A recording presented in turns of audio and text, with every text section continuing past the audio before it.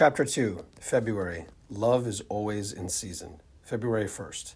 The greatest blues singer in the world will never stop singing, Bessie Smith. Why is this the case? Because the blues are a good representation of life itself. At some point in life, we all experience struggle, hardships, suffering, trials, or tribulations. For one, none of us will make it out of this life alive. We are all going to die physically. Now, we shouldn't let this realization scare us into paralysis or submission, but rather inspire us to do the best and the most we can with the time we do have. And what's even crazier is that none of us know when our time will be up.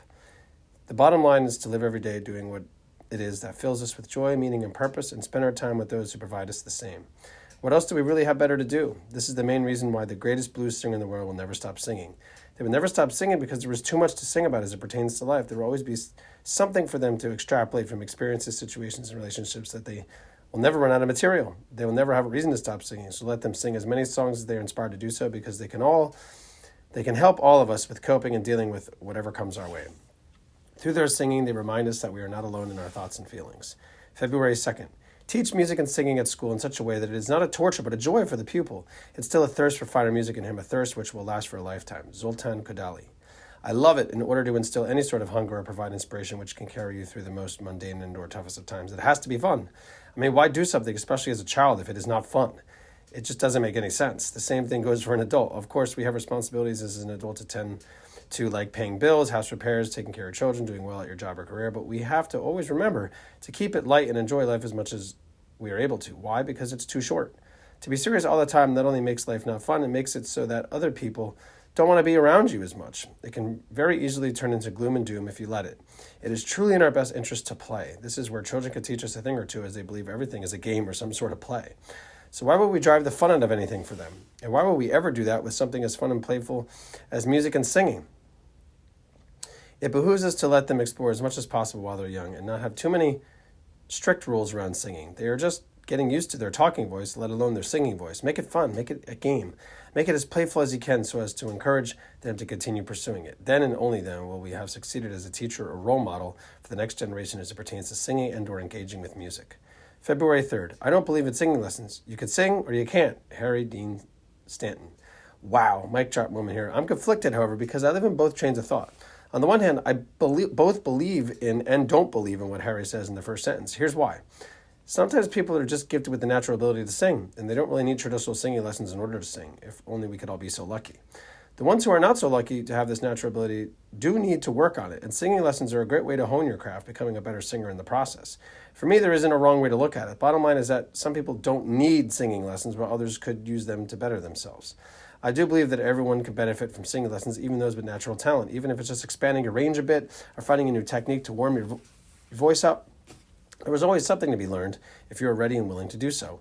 To his second sentence, you can sing or you can't. I believe in this to some extent, but on the other hand, I don't believe. Here's why. Yes, some people have natural ability and can sing without trying too hard, but there are others who have a little bit of musical talent and just need some extra help to get to a higher level with it. Again, it comes back to being teachable or not. Bottom line, I believe everyone has the ability to sing. It's just a matter of how much you want to work at it or not. It's the same to me as everyone having the ability to breathe. It's just a matter of how well do you take deep breaths, how long can you hold your breath, etc., etc. There are ways to improve your breathing through meditation, focusing on the breath and putting yourself in situations to hold your breath, going into water, being at a high altitude, or exercising at a high level. February 4th. The song was wordless. The singing will never be done. Siegfried Sassoon. This is the most existential quote about singing I've ever come across. What Siegfried is speaking to is the idea of instrumental music, and that whenever the last note is played, it seems to go on forever. It's as if the song never fully comes to a close because the last note or last score continues to resonate. The same could be applied to singing, in that whatever we think the last note or word is sung, the song isn't actually over. Why? Because once we put out a vibration to the universe, an example, a musical note, it never really ends. It vibrates, it can be heard throughout the universe far and wide for an indefinite amount of time. Even if there aren't words to a song, like he says with this quote, it doesn't matter. The singing, once it happens, never truly ends, and that it reverberates even after we think it's done. Pretty neat, right? So keep on singing and playing your music. Generations from now will be able to hear it in some way, shape, or form. February 5th, a grave on which to rest from singing. Elizabeth Barrett Browning. As morbid as this quote seems to be, there is a lot of truth to it. Elizabeth is asking a rhetorical question to herself and the audience, but we are going to answer it. This can be taken in one of multiple ways. One, when we die, we cease to sing anymore. The breath has literally left our lungs, so it is not possible to sing once this happens. This makes for a finite amount of time we get on this earth to use our voice, singing or speaking. Do we choose to use it for good or for evil? Two, do we really have to rest from singing, even if we're dead? Let me explain. If we've recorded our voice through the use of modern technology, voice note using our phone, laptop software program using the microphone plugged into it, or any other electronic device that can capture recording, then even though we are no longer here in physical form, our voice, message, and songs will continue to live on. It's as if our legacy is preserved, as long as no one loses the website link or audio recordings. February 6th. Beautiful songs could sometimes take a person out of themselves and carry them away to a place of magic. But when Jill sang, it was not about the song, really. She could sing the phone book. She could sing a shopping list. Whatever she sang, whatever the words or the tune, it was so beautiful, so achingly lovely that no one could listen and be untouched. Michael Grant. Wow, this is profound. Michael is stating that this person named Jill, and this could be anyone for that matter, could sing anything in such a way so as to move anyone who heard her voice. I mean, to sing the phone book, which is very monotonous and only names of human beings and businesses, is quite boring on its own. It's not the greatest of material to work with, if you ask me. But alas, Jill was still able to sing these names of businesses in a powerful enough way. This is what we all hope to do as singers and musicians too, to move people, to make people feel something, to inspire, to encourage, to let people know they are not alone in whatever they are feeling or going through. The fact that the right voice at the right time could do this sort of thing and strike a chord within the hearts and souls of anyone who hears this voice is amazing. All in all, it's nothing short of miraculous. Being a singer myself, I would love to get to this point and place in my singing and delivery of a song, and any kind of material for that matter, to fully embody the lyrics, becoming one with whatever words are in front of me, inspiring and moving anyone who hears and sees the performance. That would be my version of perfection as it comes to singing and taking music to the level of being so good the world can't ignore you. This is where making your mark and leaving a legacy come into play for now and for generations to come. February 7th. Singing is my life. It has always been my life. It always will be my life. Celia Cruz. I love this. The fact that Celia is admitting and acknowledging that singing is, was, and always will be in her life is amazing. It means she has found her true calling, her passion, her dream, and making it a point to have it be there at all times, whenever, whomever, and wherever. In doing so, she is living in the past, present, and future simultaneously. She's remembering the good times of the past through singing, incorporating it into her daily routine right now, and planning on doing it in the future for many years to come. I bet she has the intention of doing it for the rest of her life, and why not? It's been said multiple times throughout this book and the last 3 in this series that music makes us feel good physically, emotionally, and psychologically. When we sing, we are only making a cause for those results to be amplified in a positive direction. Singing for the win all the time, forever and ever. February 8th. Or if I have my head in the results, I can't work with what I have because I'm trying to force something to happen. And with singing, anytime you force it, you tighten up. If you tighten up, you're screwed. Nothing will work. Kathy Mattia. I couldn't agree more. When you are trying to force anything to happen, usually it doesn't go as planned or doesn't go at all. Why? Because you're essentially acting in a non-creative way just to get the job done or get the result. Maybe in doing this, you're cutting a few corners to save time. Maybe you're being overly aggressive in your communication with the client. I know I can fall into this category at times, running that line between being persistent and annoying to book a gig or ensure I am paid in a timely fashion. And to top it all off, one could argue you would be acting in a state of fear because you're afraid of what might happen if you don't make it happen. Some of these examples pertain to running a business, but the same can be applied to singing. If you try to force a note, you'll most likely tighten up and not hit it.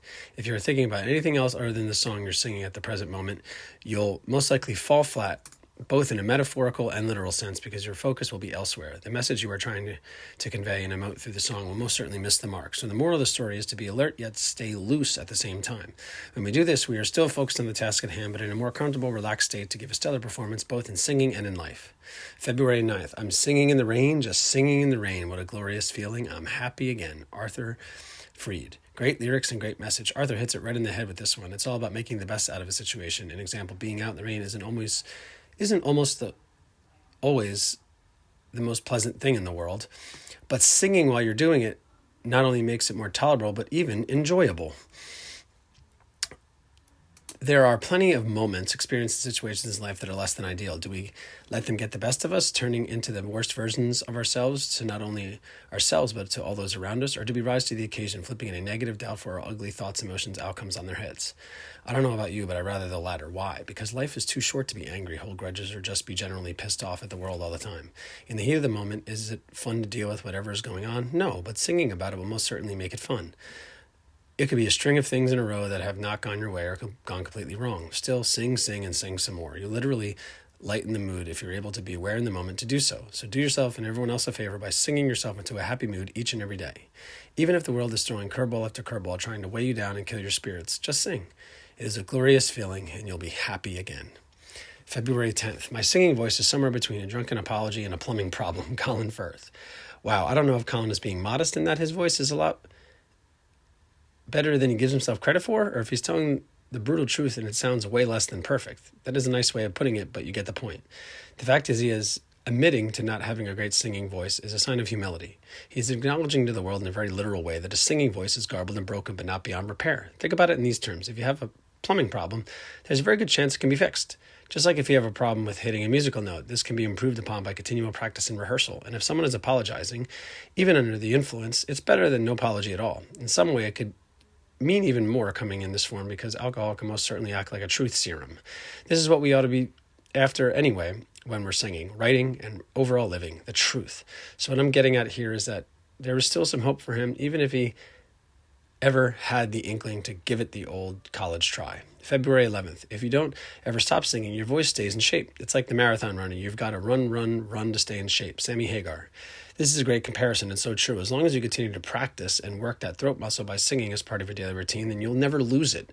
And the same thing goes for staying in great physical condition by running as often as you can to keep your endurance up. In both cases, it's all about the body's ability to push and repair itself through muscle memory, repetition, and rest. Now, there is a big difference between working out, exercising your body past the point of exhaustion to where you actually hurt yourself, as well as singing too much to the point of damaging your vocal cords and doing each just the right amount. For every person, it's different.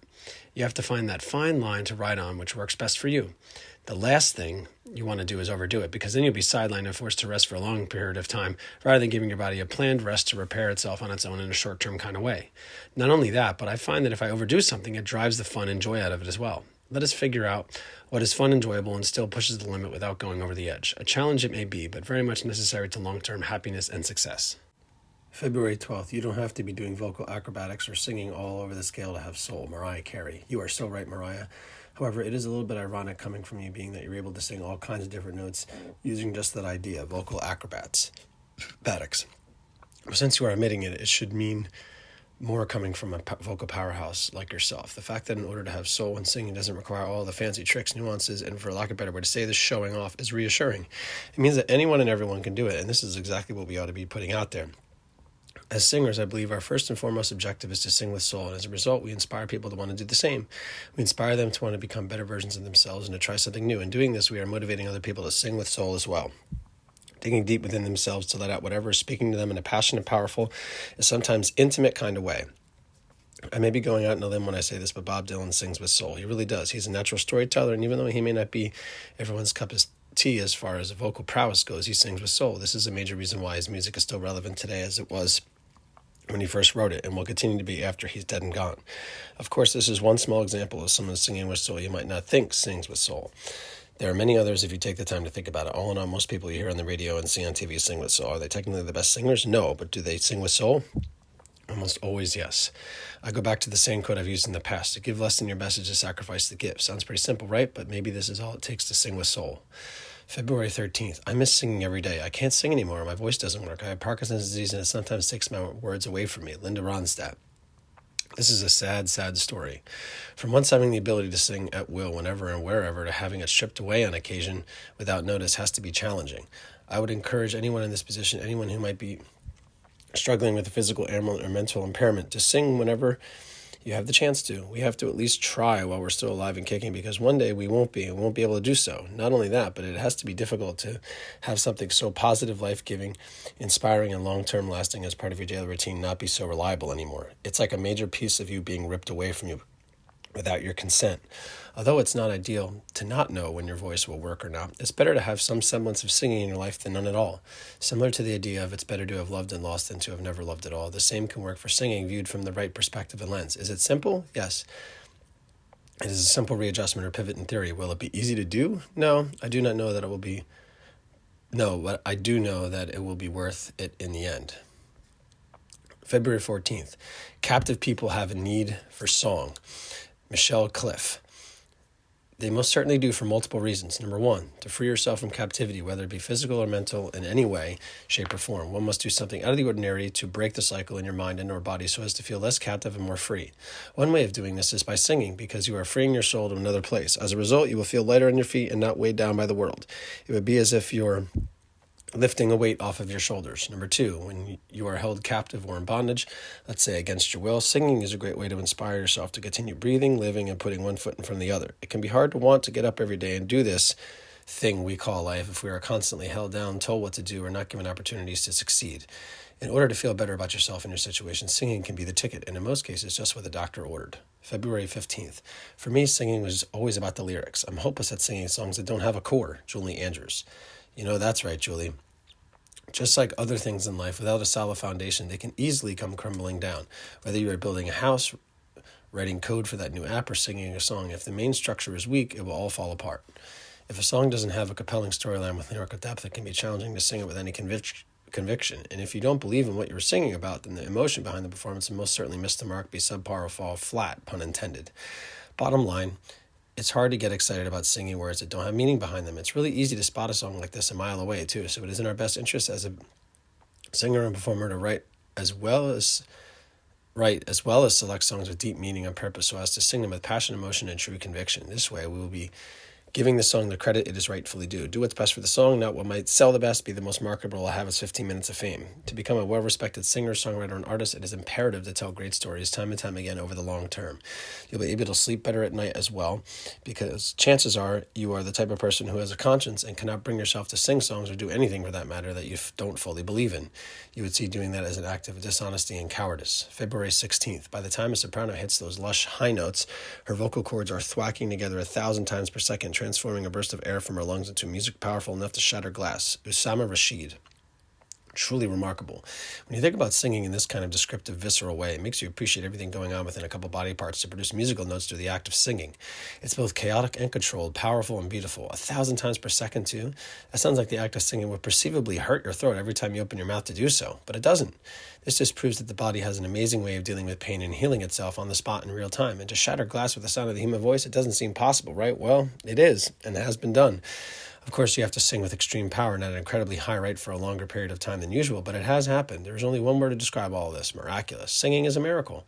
Let us be thankful and appreciative of this miracle we get to experience ourselves every day if we want. All you have to do is sing yourself or put on any electronic device when someone is singing to witness it. February 17th. Singing is a personal thing.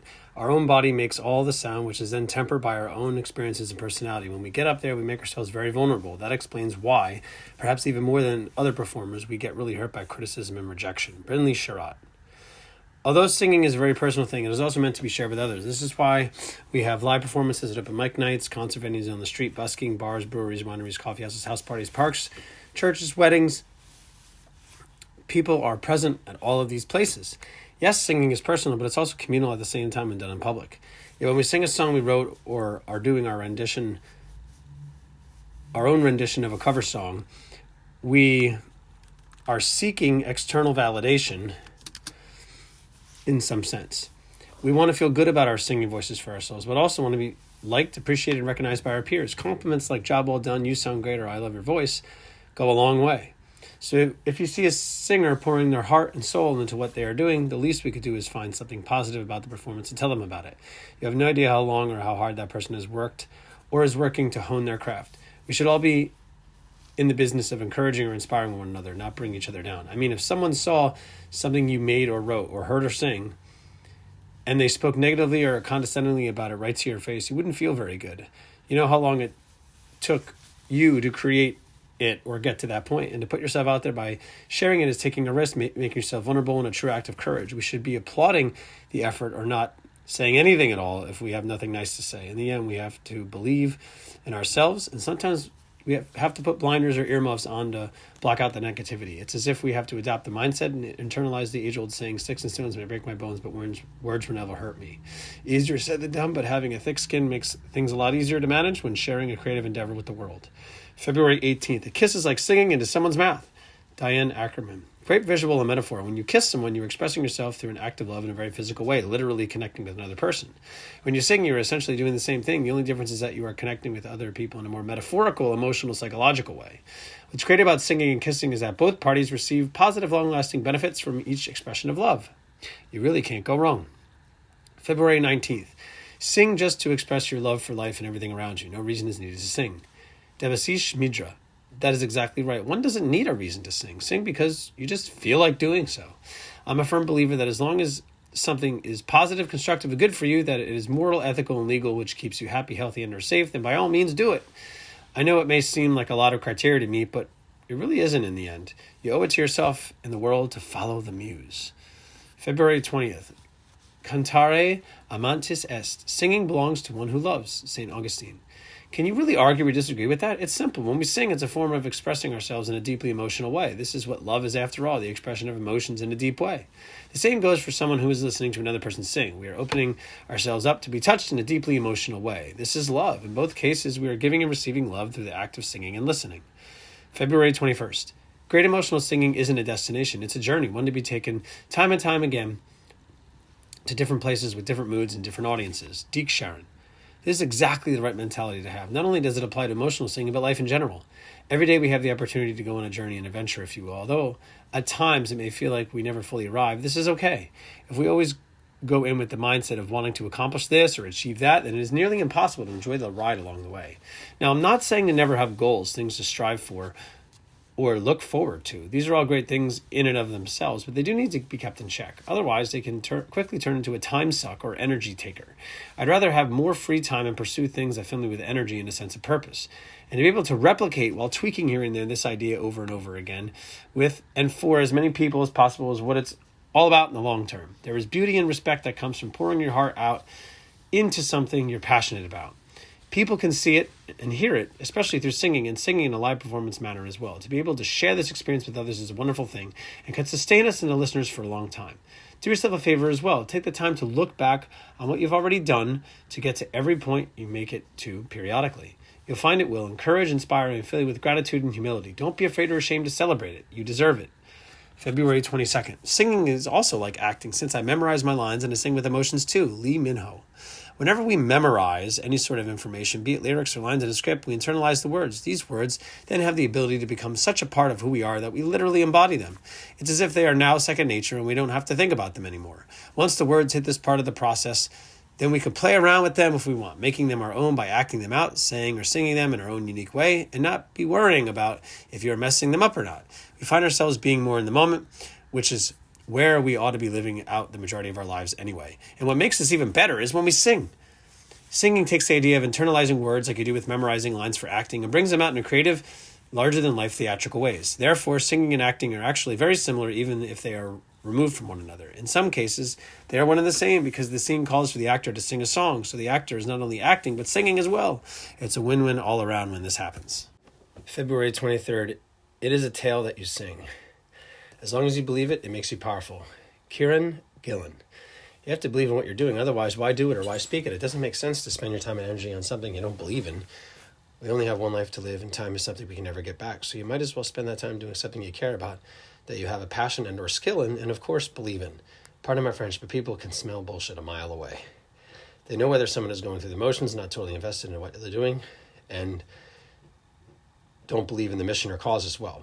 It's not different when you say or do anything else music related. And commenting on the second sentence, there was a lot of truth to it. When you believe in something, it does make you powerful. It gives you the strength, the courage, the fortitude to go for something with all your heart, mind, and soul. When you really believe in something, you'll go to all the ends of the earth to discover something new about it. Flesh an idea out and be there for someone. You find sources of energy you never knew you had, and you won't tire from it because the act of pursuing it will fill you with meaning, purpose, and joy. February 24th. To sing is an expression of your being, a being which is becoming. Maria Callas. If this isn't the greatest observation and realization we can make in life, then I don't know what is. Every single day we have a chance to become a better version of ourselves. This could mean being more patient with others, more loving to your family members and friends, developing a new habit, routine, or skill, learning a new piece of information in your industry, and so on and so forth. This quote falls directly in line with developing a new skill, and I would say it's first about discovering the skill or talent, working on it over time, and tending to it carefully and lovingly so that the joy and love stay with you for the long haul.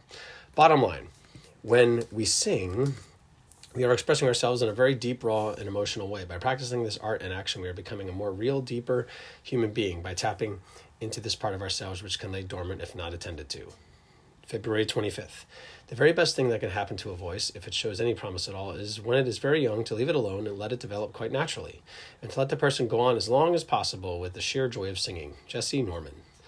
This is really the best thing you could do with anything in life. To try to force someone into doing something they may not want to do, an example, pursuing a particular career path or trying to get them to sing in a style they don't enjoy, is not only counterproductive, It may drive the joy and fun out of it before they get a chance to really get started. As parents, as teachers, as leaders, our job is to educate, encourage, inspire, and be a sounding board for the next generation who want to continue doing their best. It is in their best interest to do so anyway, because it will set them up for success as they move their way through adolescence, the teenage years, and into a fully formed adult in the world. Does everyone need help every so often? Yes, definitely. But it doesn't mean we have to tell them how they should be doing something or what they ought to be doing in the first place. It's for them to discover and decide whether or not they feel they want to continue down the path they're on or pivot and try something new. To drive the fun out of what is designed to be a fun experience, singing is backwards, dare I say wrong. Let the kid be a kid for a while and have fun experimenting with their voice. This is the best way to develop your own style anyway. Who needs another copycat? Let's have an original. February 26th. Singing to me just really feels vulnerable. Mac Miller. That's the thing. It really is vulnerable. Think about it. When you sing, you're expressing yourself in a specific way for others to judge. There aren't many professions or hobbies where this happens day in and day out aside from a singer or a comedian. This is especially the case when you sing in front of other people, be it a concert, a stadium, a solo at your local church, or at an open mic night. You're going out on a limb in front of other people when you say, I'm going to sing. It's not easy to sing in front of other people, especially a largely attended performance. Stage fright is a real thing, and it impacts the best of singers. In short, it doesn't discriminate, so the next time you hear your favorite artist or singer doing their thing on stage, give them a little slack. It may be an environment they really enjoy and thrive in, or it may be something they don't look forward to or avoid. All in all, when anyone sings, they are bearing their souls in front of others to dissect and ridicule or enjoy and tell everyone they know about them. Let's hope for the latter rather than the former. February 27th. For me, doing a show, the excitement of singing live and the possibility that you're not going to be perfect that's the thrill of it. Alicia Keys. Anything done in a performance manner, whether it is a play, a concert, open mic night, a movie, or a comedic routine, there is the possibility of something not going as planned, and this is totally okay. No one and nothing is perfect in this life. In fact, life is supposed to be lived in an adventurous, improvisational kind of way. Sometimes things go exactly as planned. Sometimes things go a little bit how we planned. And there are other times where nothing goes as planned. It's all about how we adjust and adapt to every situation each and every day. Are we able to adapt quickly, making the best of the situation, even thriving in it, or does it completely ruin our day, making us shut down or trapped in fear? We can find solace and comfort in the idea that none of us are alone, and there's a good chance someone else on planet Earth is feeling or going through the same exact thing we are at the same time. So when Alicia says the words of this wonderful quote, we have to remember that what we are doing as it pertains to singing is creating an experience. Not only can we create a one-of-a-kind experience for ourselves, but for anyone listening or watching as well. Let us roll with the punches and go with the flow, creating meaningful and memorable experiences for the rest of our lives. That's the fun of it. February 28th. I've never taken vocal lessons. My early trumpet training and a fortunate talent for singing has always been enough for me. In the case of rock singing, I've always felt it was better to remain a bit untrained to maintain your individuality. Ronnie James Dio.